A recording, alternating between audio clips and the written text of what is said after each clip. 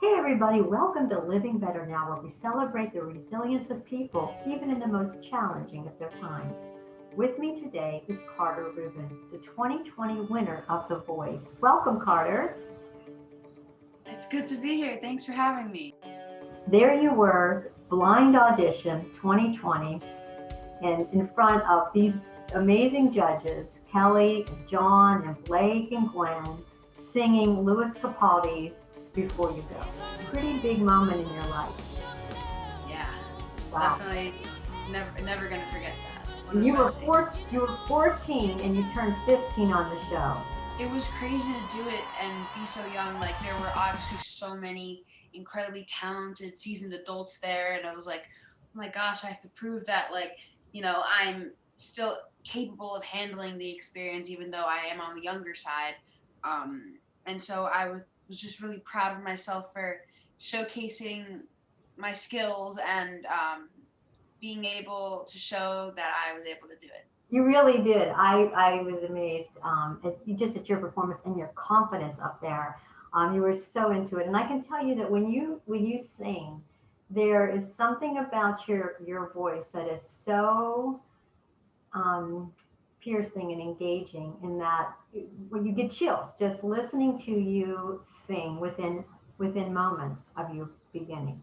It's Thank you. truly feels divinely inspired. Absolutely. So, I appreciate that. Thank you. we talk about on Living Better Now what's been the biggest change to your life. So let's talk about that. So Carter, tell me about what the biggest change to your life is, and talk about that a bit.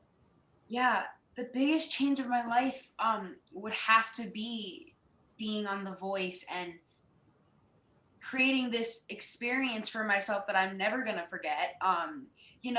It could be scary putting yourself out there. Like I was definitely scared because it takes a lot of confidence to go out on stage and in front of four icons and then millions of people at home that are watching. And so it was definitely scary. I had to really just believe in myself and realize why I was there, and I was there for a reason to overcome all my insecurities and go out there and just give it my all.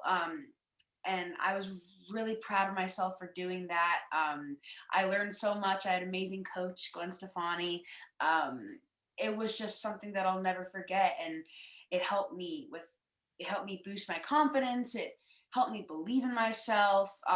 The whole experience just changed my life for the better. I had such an amazing support system back home, my family, who always encouraging me to follow my dreams and do what I love. And I just couldn't be more grateful. That's so neat. And it was neat because you could see, in this, the pandemic, we're watching now from home being filmed, and just seeing the reaction of your mom and your father and your grandfather and your brother Jack as well. So Yes. exciting. I know that your brother Jack's is part of your story and part of the story of when you were on The Voice. Yeah, Um, sure. speak to that for a moment, if you would. Yeah, so Jack was diagnosed with autism at the age of 2. He is 19 now and he's, shining, doing better than ever. He's taught me so much about kindness, patience, and also it's helped me see the world through his eyes. People who have autism see things a little differently, but I've learned that that's not a bad thing. It's actually a really beautiful thing, and it's so I've helped as I've grown older. I've been able to understand him a little more and the way he sees things, and we have the best brother relationship I could ever ask for. We love singing together. He's a really good drummer, so I sing and he drums. We like watching movies together. He's a huge Disney freak fan, so we love going to Disney together, watching Disney movies, and we just have the best relationship. That's wonderful. Wonderful family. And a beautiful family you have too. You're so close. Thank you. So being on The Voice, winning it, that's the biggest change. I would definitely say that would have to be the biggest change in your 15 years at this point. It's crazy. Yeah. It's insane. Did it change your perspective or anything when you went back to school? So that's December, you win, and now you're back to school. How did that change your experience, perhaps? I definitely felt a little more grateful to, be home and see all my friends and family, because when I was away during the live shows in California, my whole school district and my family and friends were back home being so supportive, telling everyone to vote, making Team Carter t-shirts and lawn flyers and signs to hang up in shops, like all anything you could think of. They were so supportive. And so when I went back home, I just felt so thankful, whether I won or not, the support that they gave me and the encouragement. It was just so, so moving and touching. And I really, really appreciated it. That's so neat. And Carter, when you were up there singing, every one of those times when you had to audition, or you were whether you were in the lines or in any aspect of every single week having to get up there and perform, were you Yeah, thinking about that support while you were singing? I definitely was.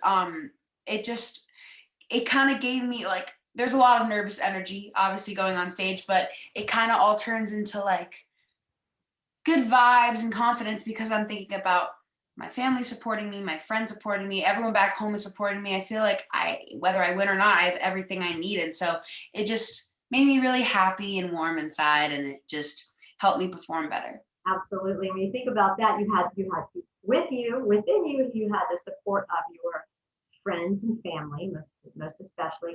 But in front of you, you had the support of Gwen Stefani and the coaches who were all rooting for you. Yes. But you definitely couldn't go wrong because you were surrounded by love and support in that. And I For think sure. you can only imagine what that experience was like for you. I can't.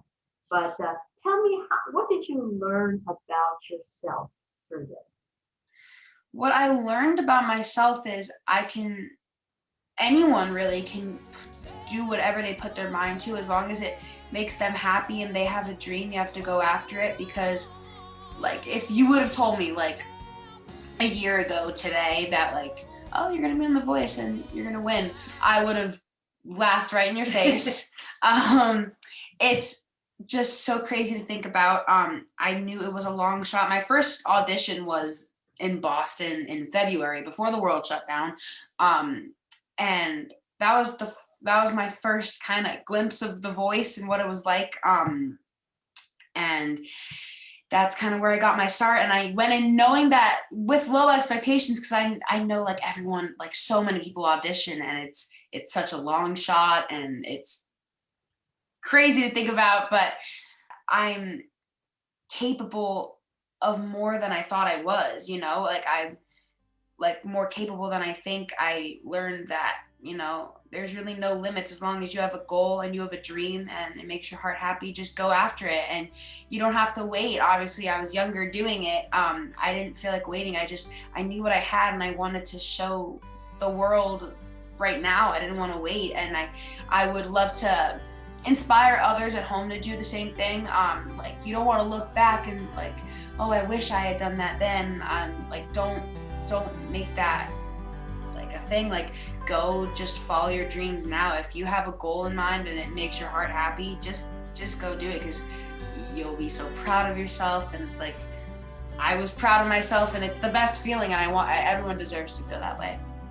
You really teach us that anything's possible when you work hard enough, when you believe in yourself, you surround yourself with a support system, and just know that whether you lose or win, you've tried, and that's what matters most. We're going to be watching you, Carter. We're going to be watching for what happens in your future. We can't wait. Some, exciting things coming up for you, and we can't wait to watch and hear what you have ready for us next.